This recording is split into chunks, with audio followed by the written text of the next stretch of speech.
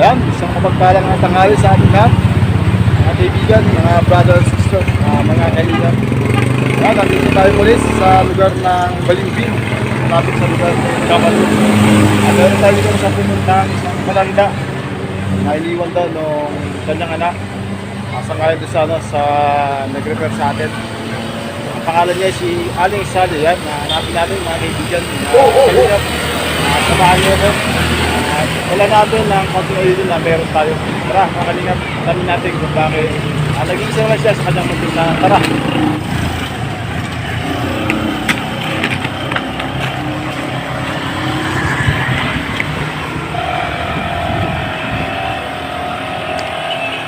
Dito rin sa malapit siya may waiting stage, sabi niya. Ayun dito.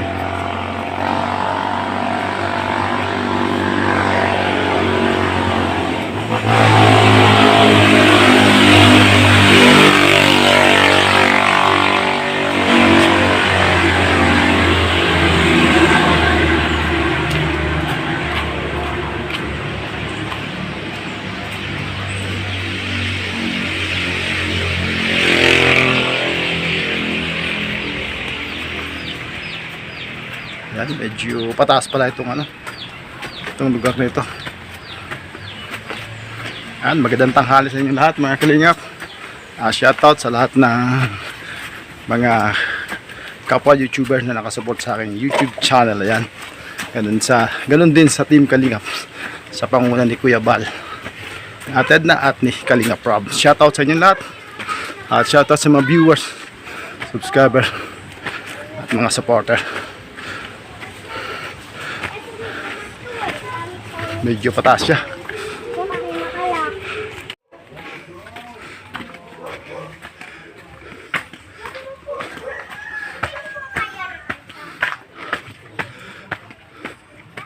Medyo barangka.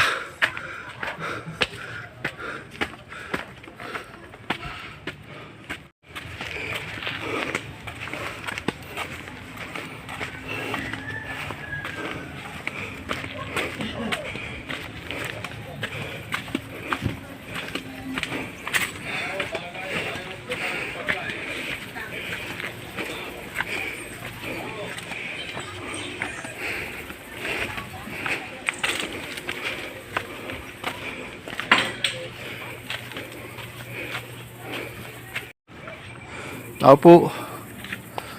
Magandang tanghali. Kayo po ba si Nanay Sally? Ha?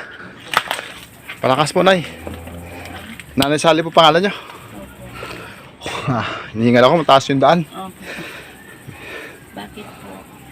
Napasyal po ako dito dahil meron pong nag-refer sa akin sa inyo. Si Elsie ba yun? Kilala niyo po yun? Kilala po. Ano niyo po yun? Ano niyo po siya? Pamangkin po. Pamangkin. Nag-iisa lang po ba kayo dito? Opo. Ano po yung bahay niyan? Nanay Sally. Opo. Hindi kayo nababasa dyan, ay? Basang-basa niya po eh. Saan po nagdadaan yung Ano po? Dyan? Tumutulo lahat diyan. Tumutulo po yan? Opo. Natsatsagaan niyo pong matulog dyan? Hindi po ako natutulog pagka yung umuulan. Ay, anong ginagawa niyong pwesto pag umulan? Nakaupo lang po sa isang tabi na walang tulog. Saan nang medyo nakatulong dyan? Dito po. Dyan? Diyan. Lahat po yan. Lahat. Kaya nga po. May ilaw na naman Po. May ilaw na naman po. Meron na nga po pero mga butas-butas po yan. Siyempre manipis. Opo. Dagdagan dapat patungan. Pinapaalis na po ako dito. Kanina po ba ito? Jeff. Ano niyo po siya? Wala po. Wala po. Pinapalis na kayo. Opo. Ay, saan kayo pupunta dyan? Hindi ko nga po alam po. Ay, pwede ba? Sino? Nag-iisa lang po ba kayo sa buhay? Opo. Ha? Opo. Wala po ba kayong mga anak? Isa lang po. Ay, nasaan po siya? May asawa na po. May asawa na. Ay, nasaan? Nandiyan po. Hindi kayo pinapasyalan? Saan po pinapasyan po? Ano po yung lalaki? Lalaki po. Paano po nyo na iraraos yung inyong pang-araw-araw? May nang bibigay po ng pagkain si Elsie. Maliban po kay Elsie. Naiyak si nanay. Anak ko rin po. Ha? Yung anak ko. Pinupunta rin. Akala ko pinabenta kayo ng anak nyo. Hindi, kasi kung hindi sabihin sa kanya, hindi bibigyan ako ng pagkain. Paano nyo masasabi kung nandyan lang po kayo? Paano niyang nalalaman? Sa bata po. Sa bata. Nagutos kayo. Apo-apo ko po. Ilan na po ba ng anak nyo?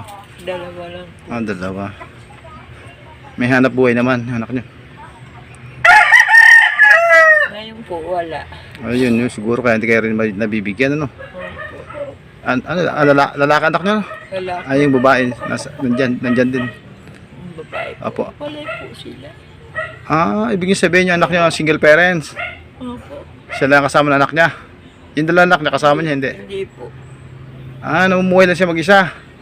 Opo. Yung nakatira doon sa pamangking ko rin. Yung Nakikitira din lang siya. anak ko. Opo.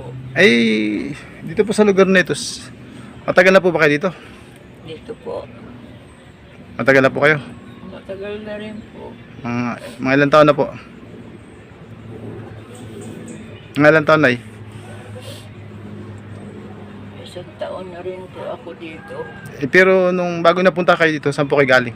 Doon sa pamangking ko. Puro pamangkin, wala po kayo sariling bahay dati? Wala po. Sa Okay. baras po ako dati. Tingnan. Yung asawa niyo po, nasaan? Matagal na ho patay. Tagal ang patay. Ibig sabihin po, nung kayo napunta rito, kasama niya anak nyo, pupunta kayo rito. Hindi po. Kasi nandito ka mo anak nyo, di ba? Sino una sa inyo napunta rito sa Balimbin? Yung anak ko kasi nakapag-asawang yung dito nakatira. Biyuda yung asawa niya. May nagkahiwalay sila. Nagwalay. Pero may anak sila. Dalawa po. Ayun. Ngayon ibig sabihin, yung mga apo nyo nandun sa babae. Sa babae yung apo nyo. Opo. Hindi kasama. Bali anak Hindi nyo. po. Parang buhay binata anak nyo ngayon. Opo. Pagka may trabaho po, binibigyan yung dalawa niyang anak kasi nag-aaral po eh.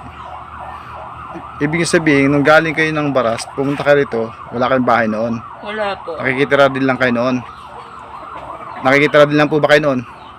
Ano po, kinuha ako ng pamangkin ko, naging Kasambahay? kasambahay po doon sa Ay, ba't kasi umalis nasa na? ibang bansa. Ba't umalis na po kayo doon?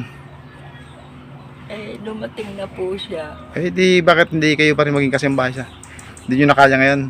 Hindi na po. Ba't po yung mga paa nyo parang may mga, para po may mga medyas yan? Bakit po? Ano po, may diferensya na po itong pa ako kasi nahulog ako sa kayuran ng niyog. Hindi mo na patingnan yung paa mo na yan? Hindi po. Pero sapol po nang mabagsak yan, simula nung ganyan na kayo. Opo. Hindi na kayo nakakalakad. Hindi po. Talaga palang dapat may kasama kayo dyan. Kaya nga po eh. Paano pala kung dudumi kayo? Saan po kayo dumudumi dyan? Sa baldi po. Tapos magtatapon.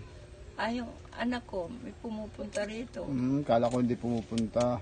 Pumupunta, kung sabihin sa kanya. Siyempre kung dumudumi kayo araw-araw, siyempre mabaho po yun. Hindi naman po araw-araw ako dumudumi. Ibig sabihin niyo po, nagbibigay sa inyo yung LC, anak niyo, aliban po dito sa kapaligiran, may nagbibigay din sa inyo. Wala po. Dumating po ba isang araw, wala kayong pagkain? Opo. Sa gabi po, wala po. Kasi nga, wala naman din ba kayo makapagluto. Paano pala yung buhay nyo? Sana pala, magpaano lang po kayo sa bahay ampunan. Para may mag-aasikaso sa inyo, ginagalang pa kayo doon, at papaliguan kayo doon. Magandang tulugan, ay, totoo po yun. Kasi kung Sabi ganyan, nga, kasi sa ganyan ayaw nag-iisa. daw kasi kamag-anak ko raw, magaganda bahay. Dito meron. Opo. Anong klaseng kamag-anak yun? Pamangkin yun o kapatid? Pinsan, ganyan. Mga pinsan. Hindi naman mga kapatid. Hindi po. Ay, pwede siguro yun kasi pinsan, hindi naman kapatid talaga eh. Hindi po. Nag-iisa lang po ako. 8 kami. 2 na lang kami buhay. Yung isa nasa Palawan. Ano po ang probinsya nyo? Bicol po. Bicol din kayo. Opo. Kaya lang kung lalagyan natin ito ng tapal, pinapalis na pala kayo na. Hindi natin pwedeng lagyan. Iusap kayo, sabihin nyo wala kayong patutunguhan. Kasi Sana. gagamitin po ito. Ayaw nga po. Yung anak niya na lalaki, yan ang Saan po kayo lilipat kung sakali? Hindi ko nga po alam kung saan. Pinaghanap niyo na sana yung anak niyo. Po. Pinaghanap niyo na sana yung anak niyo ng lugar. Sinasabi ko nga po sa kanya. At Ako pinapaalis na rito. ano po, Nay, palapitin mo si anak mo doon sa barangay. May mga pabahay po dyan sa sa may Daong. O kaya din sa may Southville, sa baba. Sa may sa bandaro sa may Tagdo, Waray. Sa bandaro sa may Tagdo, Waray. Baka mabigyan kayo ng ating ng ating local government, ng barangay o kaya sa munisipyo. Sa katayuan nyo, kailangan nyo talaga ng mayroong matutuluyan. Kahit nga may matutuloy kung wala din pagkain minsan, di ba? Po, ang problema pagkain po. Nagsadya po kasi dito kasi ako po wala din masyado na itutulong kasi dito po sa akin YouTube channel hindi naman po ako kumikita rito pero patulak po wala pong papasok pero dahil po sa ating adikain yung bang ating adikain makatulong nakapagbibigay tayo ng konting lang yung parang sabihin natin bigas groceries yun lang po pagdating po sa financial wala rin po akong kakayanan. Hindi po natapos sa ating vlog dahil po sa na-full storage po ating cellphone. Ibigay po natin ang ating dala-dala sa kanya pero hindi na po natin naipakita sa camera. Kaya atin pong kinuha na lang po ng picture. At talaga pong nakakaawa ang buhay ni Kasali dahil nag-iisa lang po siya. Tapos pinapalis na po siya doon sa lugar na yun. At yung pong kanya isang paa hanggang sa ngayon ay namamaga dahil nahulog po daw siya doon sa kayuran mataas po. Sana po matulungan po natin siya. Yan po yung kanyang bahay.